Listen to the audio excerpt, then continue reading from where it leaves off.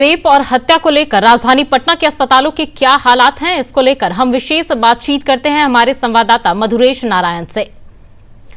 जी मधुरेश, ये बताइए, जिस तरह से कोलकाता में घटना घटी है जिसके बाद पूरे देश में लोगों में आक्रोश देखने को मिल रहा है, वहीं बिहार के भी डॉक्टर्स अब हड़ताल पर चले गए। पूरे देश के डॉक्टर्स हड़ताल पर हैं, तो बिहार में क्या स्थिति है?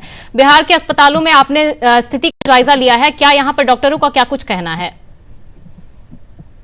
देखिए निशा, अभी जो डॉक्टर हैं वो पहले से हड़ताल पे थे, लेकिन कल कुछ जो ओपीडीज थे वो चल रहे थे। जैसे एनएमसीएच और पीएमसीएच में ओपीडीज इमरजेंसी सेवा चल रही थी, ओपीडीज तो नहीं चल रही थी।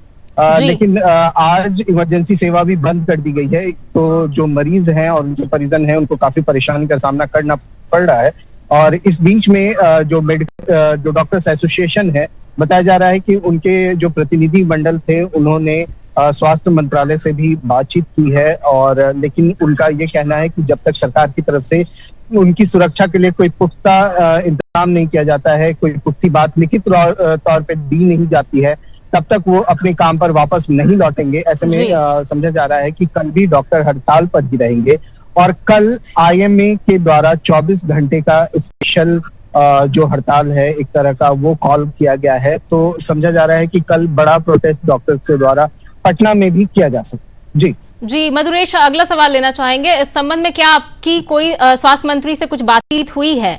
क्योंकि लगातार हड़ताल किया जा रहा है, ऐसे में मरीजों को काफी परेशानी हो रही है। हाँ जी बिल्कुल, स्वास्थ्य मंत्री की तरफ से इसको लेकर के तो अभी फिलहाल कोई बयान नहीं दिया गया है। लेकिन हालांकि इससे पहले स्वास्थ्य मंत्री ने इस जो कलकत्ता की घटना हुई है उसकी निंदा की थी। उन्होंने कहा था कि ऐसी घटना नहीं होनी चाहिए। और उन्होंने कहा था कि हमारी कोशिश है कि जो भी मेडिकल प्रोफेशनल्स हैं वो आम लोगों के लिए भगवान की तरह, डॉक्टर धरती के भगवान के जाते हैं, तो उनकी सुरक्षा सुनिश्चित की जाए, ये हमारी सरकार की जिम्मेदारी है। और इसे लेकर के हम निश्चित रूप से ये काम कर रहे हैं और आगे भी काम करते हैं। जी बिल्कुल। तो आपने डॉक्टरों से बातचीत की तो उन्होंने कुछ बताया कि कब तक हड़ताल समाप्त होने की संभावना है, या क्या कुछ उनकी मांगे हैं? देखिए, आईएमए की तरफ से लगातार ये साफ किया जाता रहा है कि जब तक सरकार की तरफ से पुख्ता इंतजाम नहीं किए जाएंगे और डॉक्टर्स के प्रोटेक्शन के लिए लॉ नहीं बनाए जाएंगे, तब तक वो काम पर वापस नहीं आएंगे। और ये डे 1 से उनकी मांग है। एक जो उनकी मांग थी सीबीआई जांच की कोलकाता मामले में, वो मान ली गई है। लेकिन जो दूसरी और अन्य टोटल 5 मांगे वो कर रहे हैं, वो 5 मांगों में से सिर्फ 1 मांग मानी दी गई है अभी तक। बाकी की 4 मांग जब तक मानी नहीं जाती है तब तक उन्होंने साफ कहा है कि वो काम पर आने वाले नहीं है।